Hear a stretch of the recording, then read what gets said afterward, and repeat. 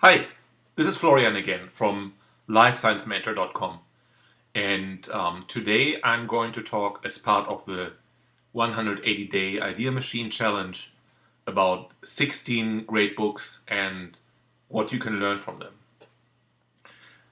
Essentially, it's about 10 ideas, so originally I wanted to have 10 books, but I couldn't restrict myself to 10.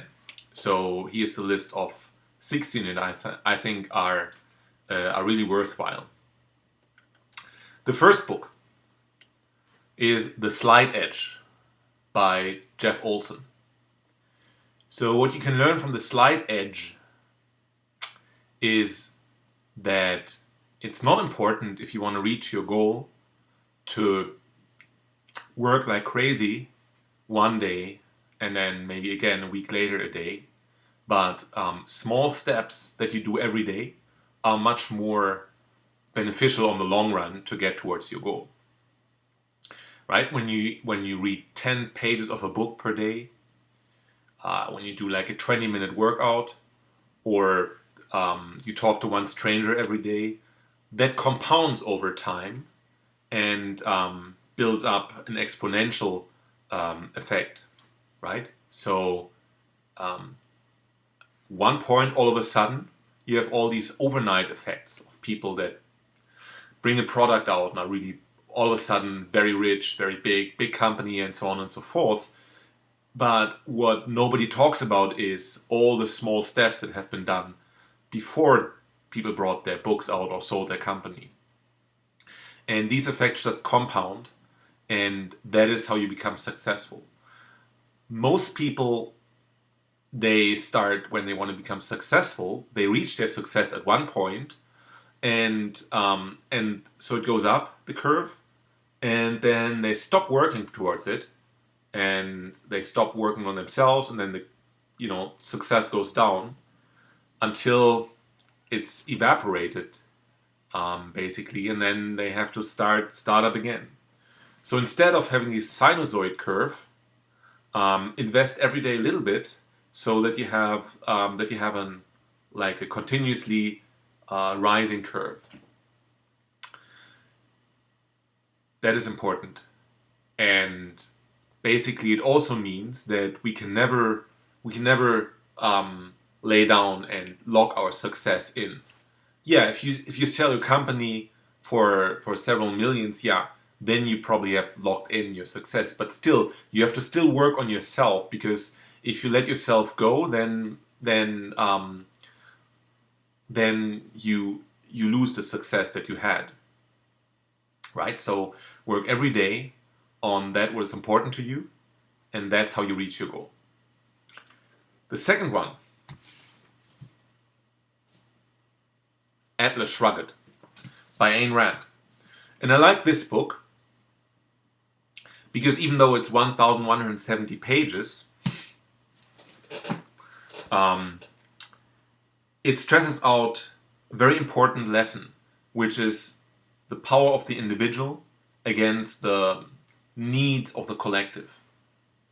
And Ayn Rand basically says that the power of the individual is always more successful than the needs of many can ever be. If you have a society where products or successes, money, goods, stuff is distributed only according to the needs of the society, like the needs of those people that need it the most, get the most, then nobody will produce any goods, because in the end you work and it's taken all from you because somebody else needs the success or needs the money more than you, right? So she pleads for a society in which the power of the individual is recognized, and we allow as individuals to prosper and build something up that we can then sell or like let our friends participate in, but it needs to be us who build it up. So it's a plaidoyer for individuality, and I find it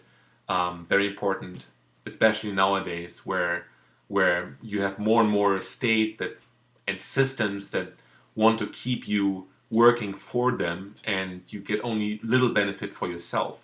So I think we need a more individualistic viewpoint of things to become successful ourselves and become happy ourselves. So that's why I like this book, Atlas Shrugged. Number 3 is, I have that on my Kindle, Gorilla Mindset by Mike Cernovich. I talked about that before, just briefly. This has impressed me very much because it adds another dimension to mindset, right? Mindset is the collection of thoughts and ideas and ways you see yourself. It's basically how the hard work, we see your brain as a computer or your whole person as compared to a computer, then your brain is the hardware, and the way that your thought patterns go along the brain, the way you think about things, that's the operating system, right? So that's mindset. We need mindset for all the decisions we do. And you can have either a fixed mindset versus a growth mindset. That's the old distinction, right? So somebody who thinks he just is born with a certain capability, with a certain talent, and can never evolve beyond that, that person has a fixed mindset. And there are other persons who think we can learn anything we want and become as good as we want, and those have a growth mindset. Now, Mike has put a different dimension on that, abundance versus scarcity.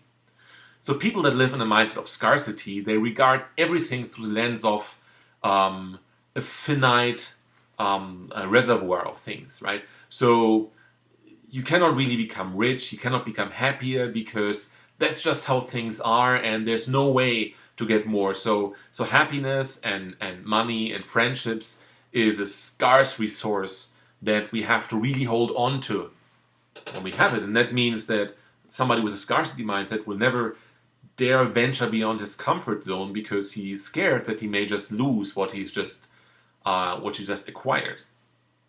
If you have an abundance mindset, you don't care about losing anything, because you know you can get it again, and you can even grow further and get more of it, right? When you got money once, then you can get more in the future. That would be an abundance mindset.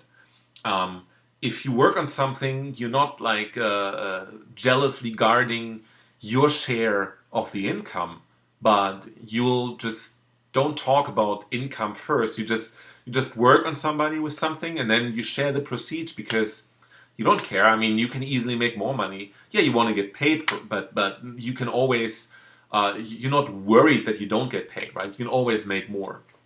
Same with friendships. You can always make new friendships. You're not dependent on one person to fulfill your wishes. And an abundance mindset is a great base for spiritual growth and growth as a person. And this book, Gorilla Mindset, has a lot of chapters that starts from the self-talk, how you talk to yourself. If you tell yourself, that was stupid, once again I'm so stupid, then you will have yourself problems seeing yourself as something bigger, right? Because you tell yourself you're just dumb. So it starts with self-talk, reframing problems. It goes via the correct posture. Yeah, if you sit down, crouch like that, then you're worried and you'll never develop more, right? But if you are like embracing the world like this, with this posture, you open up and basically instill this mindset of abundance in you, right? Here's the whole world. I can get the whole world, right? And somebody who has an abundance mindset would like walk like that or sit like that, have that mindset. And the same way your posture works in the other way, right? So good posture, an abundant posture will instill an abundance mindset. Same way that if you're sad, you smile, right? If you just smile, even though you're sad, you'll become happy yourself. And it goes over posture, and it talks about your vision, your lifestyle, wealth. Has several very clear examples how you can become wealthier. But the central point of that book, what I learned from that, is the abundance versus scarcity mindset concept. Number 4, Choose Yourself by James Altucher. Basically, that's one of the books that this YouTube video and my blog post series is based upon. James Altucher says that modern companies and corporations basically hate you as an employee and first opportunity they have, they will get rid of you. So you're not important for the company. So you might as well just do what you really want, right? So you go and choose yourself. He has a 4-part daily practice. Physical health, you walk 20 minutes, that's already enough, or do a workout. Spiritual health, I do the gratitude exercises every morning. You can find other ways just to be thankful. That would be for your spirituality.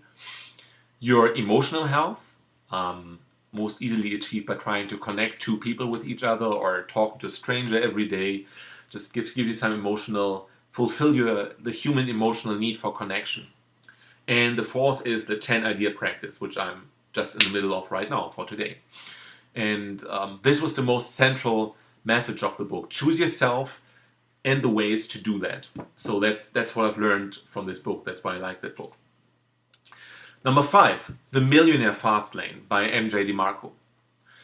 The Millionaire Fast Lane talks about 3 mindsets: the sidewalk, the slow lane, and the fast lane. So people that live on the sidewalk, they just spend everything they earn right back away, right? So they may justify it to themselves by YOLO, you only live once, and you can't take the money with you when you die, so you might as well just spend everything. But if you spend everything that you get, it doesn't matter if you earn a lot or just a little.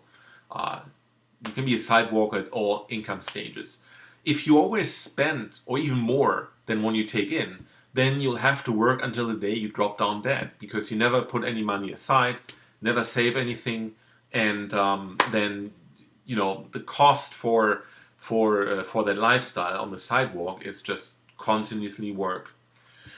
The second is the slow lane, which is the most prevalent mindset, which we learned over the past, which meant we join a company and rise up in the ranks and put 10% of our income aside. And then it compounds interest.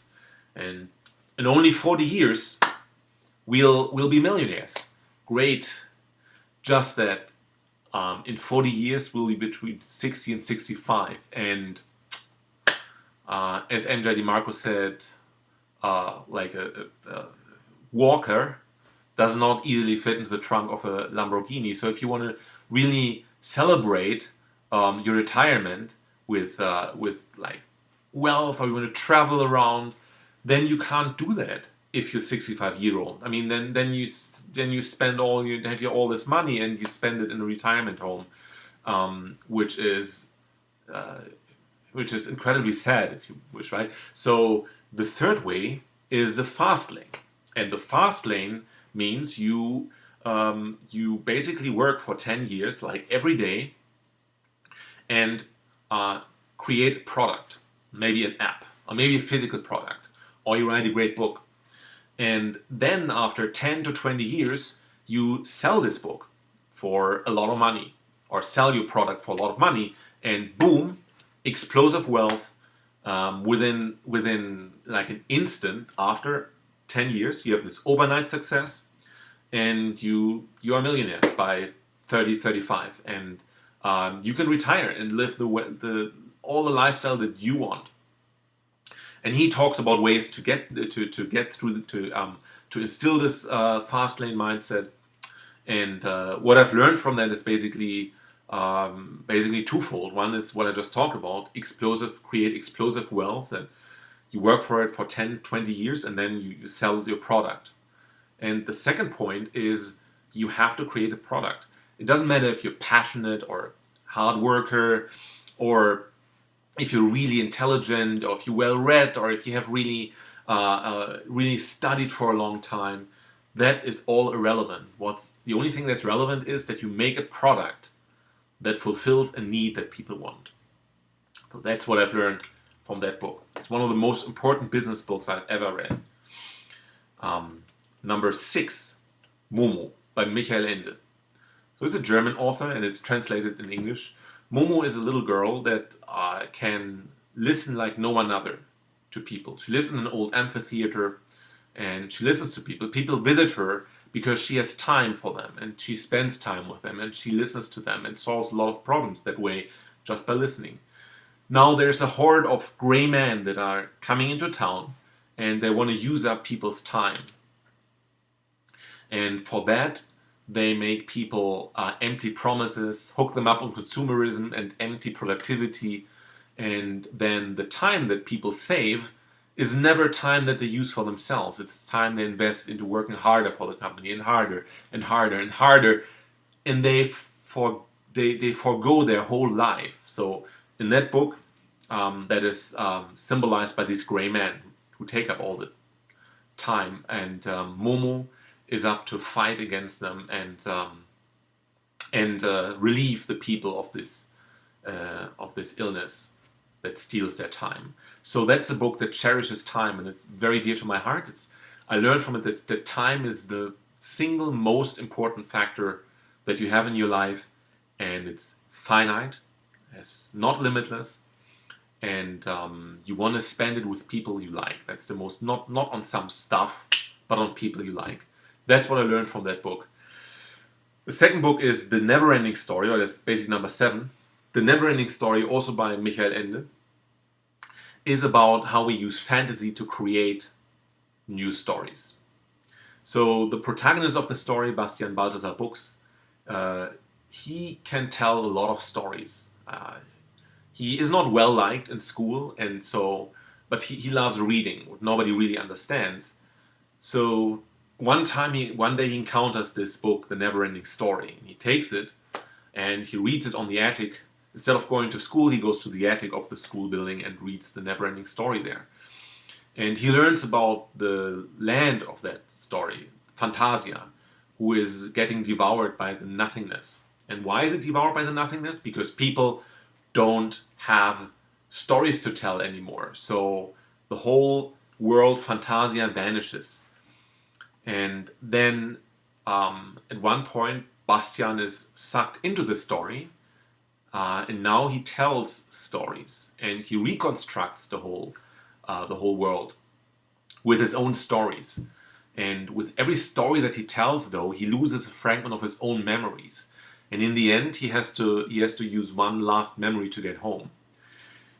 Basically, that's an allegory of, we can never reinvent ourselves without forgetting our roots, because we need our roots to draw strength of it, to create a new narrative for our lives. So I like that, because you don't completely have a blank slate. You just build upon stuff you had before. And it's beautifully written. Michael Ende is a master storyteller. I can recommend it as much as I recommend Moo Moo. Number 8, Bachelor Pad Economics by Aaron Clarey. This is a book that basically covers financial health, social life, and your health and bodily health and fitness. And it goes from the time you go to high school until the time you write your estate, hopefully. And first of all, it's the only book that I've seen so far that covers the whole life, from youth to death, basically. And the central message of that book is, don't work to accumulate worthless stuff that you don't need. Work as much as you need to be able to spend time with those people that matter to you. And that's an incredibly powerful message. It shows that we're not working to accumulate any status or any stuff, right? It pleads for minimalism, but not just minimalism for its own sake, but it shows that you should live a minimalistic life to spend your finite lifetime with the people that you like. And the book tells you a lot of different ways to get there, and it's really, I can wholeheartedly recommend it.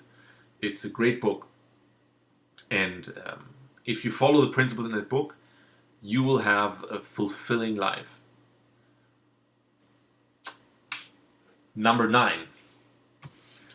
Oh yeah, this was The Neverending Story. Right. Talked about it before. Number 9, The Buddenbrooks. This is a German novel by Thomas Mann, which has been translated into English. And basically what The Buddenbrooks tells is the story of the decline of a wealthy dynasty, of a whole family, the Buddenbrooks.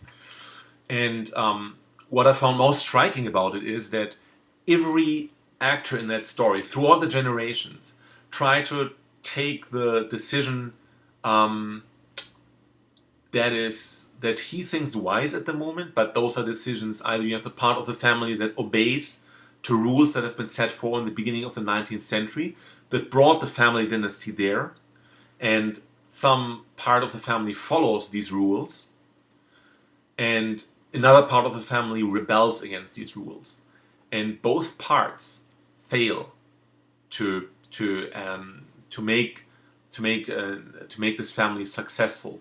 So the family further declines, and the fortune declines. Why?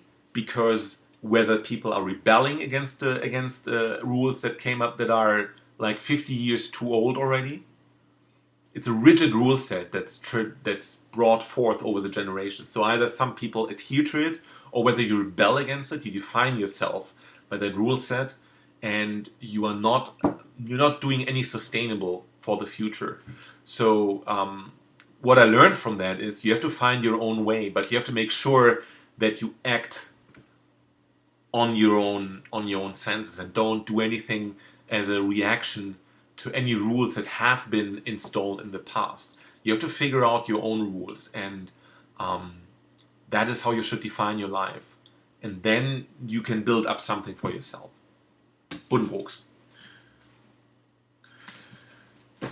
Then Dr. Faustus, also by Thomas Mann. This is also about the decline. Typical German, I guess. And it's a different decline. Adrian Leverkühn, the protagonist of the story, is a brilliant composer,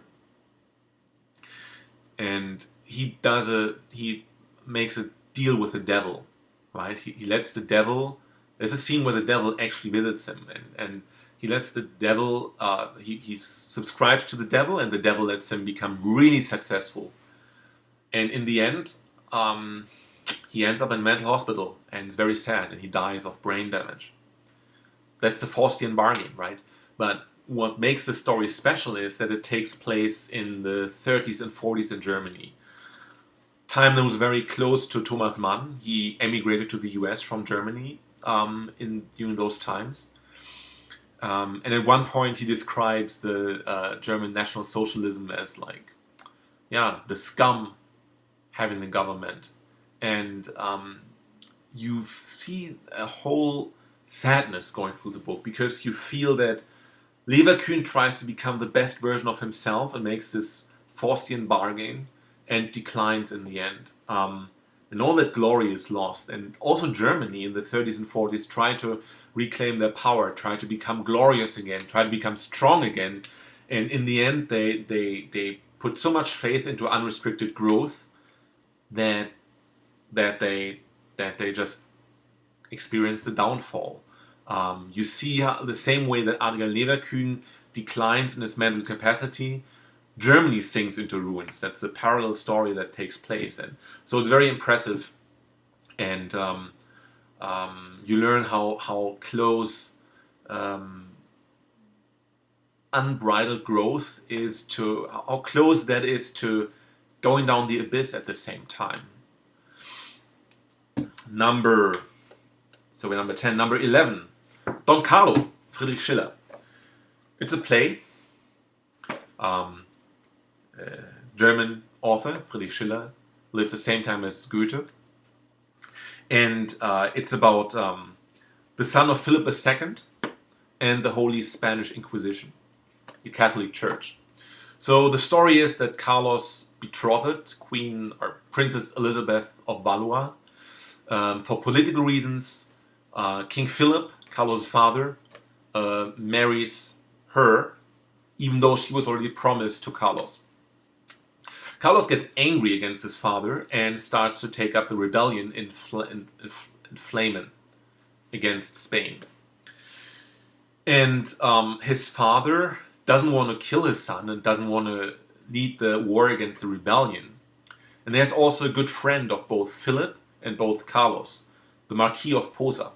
Marquis of Posa has all these idealistic ideas of liberty and nationalism and freedom, and King Philip is close to give in to Flemish demands, And then he gets a visit from the Catholic Church.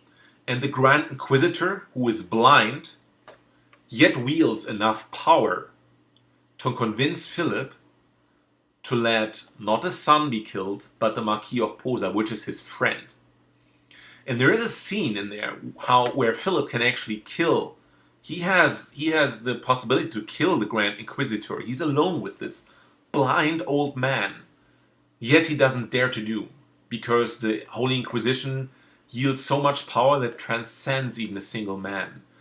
And that's the dangerous thing about totalitarianism. Everyone is powerless against it, and it takes an extra effort of courage to rise up against that. And that's the tragedy of this book, and that's what makes this book so impactful. Number 12, Gödel Escher Bach by Douglas Hofstadter. So basically this book, also very heavy, has a lot of concepts of, illustrates with a lot of concepts through arts and music, mathematics, artificial intelligence, programming. It was written in the 70s, so systems theory was very prevalent there. And maybe some of the ideas are now like a little bit obsolete, but it's still a fascinating read. Because he talks about the central motive of the book is basically systems that are fold in and of itself. You know these drawings by M.C. Escher, where you climb up the stairs and you think it goes up, but then the stairs are connected to the first part of the initial stair, so it basically is a stair upwards and goes downwards at the same time, right? Or a Möbius band, where you have a string that you just fold once and then attach. So basically you only have one side of this two-sided band. And those are all loops that are recursing on each other. And he shows that those loops are prevalent in mathematics, of course, in Bach's, Johann Sebastian Bach's composition. Like when he played around with mathematical concept, how to compose music, he encountered a lot of these recursive algorithms.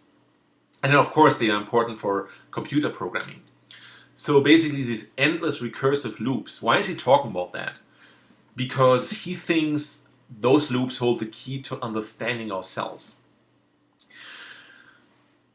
Ernst Gödel was a mathematician at Princeton, and Ernst Gödel, I think he won the Fields Medal, he was actually showing that any system that you have can never venture beyond itself to understand itself, because at one point we can only use the rules within the system, the axioms that we have, to understand the system we're living in. So we are turning at one point back on our itself, right? Hofstadter tries to make the point that maybe these turning points, these loops, hold the possibility that we can rise up and understand more about ourselves when we be able to switch our brain to think in not linear dimensions, but these looped recursive algorithms. It's a fascinating thing to think about, fascinating idea, fascinating play on your mind, and you learn a lot about philosophy and music, about arts, about programming. It runs the whole gamut, and it's a heavy read, but it's very, very, very, it's very, very interesting. You learn, yeah, as I said, you learn immensely from it, and can only recommend it. Gödel Escher Bach, An Eternal Golden Braid. Right, The Dark Tower, Stephen King. I like Stephen King, and even though some people might not think this is great literature, I don't care. Because he's a great, great, great storyteller. The Dark Tower tells a story about Roland of Gilead, a gunslinger who is in search of the tower, of the Dark Tower, who holds the world together. And on his journey over 7 books, King wrote this book over like from 1970s to 2000. And so the story is fascinatingly heterogeneous, but it's a fast read, and you learn how he goes to find the Dark Tower, pursued by the Man in Black, who wants to do him harm, and he finds people, a group along his road. And it's like a coming of age, and in the end, there's a big question: does he have to like stop his pursuit and be happy with his friends? Or continue his pursuit at one point, but he has to do it on his own. And that's a great question. Do you have to? Are you continuing your pursuit while risking that you stay alone? Or are you saying, I'm settling down right now because I enjoy to be with my friends? That's what I learned from that. And it has great illustrations, actually. Like here. There's a lot of horror elements in there.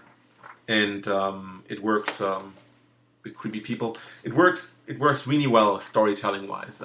Let alone that way, Stephen King is a master storyteller and you feel really drawn into the story. I can warmly recommend this series. How to Argue and Win Every Time is number 14 by Gary Spence. It was recommended by Mike Cernovich, and he's a lawyer, Gary Spence, and famous lawyer. He has defended Imelda Marcos and Karen Silkwood case and won these cases. Basically says if you want to reach people and argue and win, you need to reach them on the emotional level. And to win, you need to construct a case that is both a win for yourself and for the other side. Both sides keep their face and gain emotionally. And the first half of the book is actually discovering your own strength, your own emotional health, discovers all what you can, your own view of the world, and then you can develop empathy and charisma from that point, from that position. So first understand yourselves, and then try to relate to the other person, that you can get together to a win situation that you have together. It even has some additional applications like in family life, or arguing for a pay raise, raising a kid. So it's really very, very, very good book. The book number 15 is called Look Who's Back by Timo Wellness. And Look Who's Back is about Adolf Hitler waking up 2011 in the middle of an abandoned parking lot in Berlin. Never mind why, it's not important, just as he wakes up. Basically, 45 years have not mattered at all. He's the same age as he was in 1945. And after short reorientation, people think he's just a dressed method actor, and they introduce him to all big media companies, and he starts his rise, gets his own YouTube show, and starts relating to people, and of course follows his own ideology again. And what I liked on that book is that, first of all, it's a satire. Of course, it lets us see how celebrities get to fame, and how somebody who is very savvy in media use can leverage the media even better than the old media elites are understanding it, and is able to quickly adapt to new situations, sees the value in being able to spread his message, and rises to the top. And I found that a very interesting lesson to take, and it's very funnily written. You get a little bit cold chills running down your spine when you come to the end, but it is a very entertaining read. And I can also recommend the audiobook. I know the German audiobook. The English version is nicely narrated as well from some examples I started listening in. So definitely consider that. It's a fast read. It's a great satire on celebrity and media. And we live in the age of social media and Twitter and YouTube, right? So it fits right in. And it's very astute observations. And the last book is Man of Straw, German novel by Heinrich Mann. Heinrich Mann is a brother of Thomas Mann, and he wrote this story about the Man of Straw is a fanatical admirer of the German Emperor William II, the start of the 20th century. And basically he leveraged this German society, which back then is very militarily organized, in a way that he kicks down on those that are below him in status and buckles up on the ones that are above him, right? So he basically leverages the system and is driven by an incredible status envy, and the ridiculous big goal he achieves when he sees on a military parade Emperor William II, and this guy just rushes forward and greets this guy and like takes off his hat and bows down to the powers that be and rises up in this military system, not because he's really convinced about the philosophy behind it, but because he just driven by an immense fear of losing status and using all methods to get ahead. And he behaves very ridiculous in several instances, but in the same time also you would say, yeah, but he was successful with it, right? So that's it's a very good satire. And what I've learned from that is that if you are driven by status envy, you're not rising up to be the top of where you want to be. You'll always stay a slave. That's very nicely illustrated by Man of Straw. That's it. 16 books. I could talk about more, but 16 are a lot. Thank you for bearing with me, and let me know what your experiences is if you decide to check out one or some of these books. If you enjoyed this video, like me, and otherwise I have the links down there. You can accompany of my journey. I'll answer every comment that you have, either on my blog or on YouTube. And otherwise, I wish you a nice weekend and see you again tomorrow. Goodbye.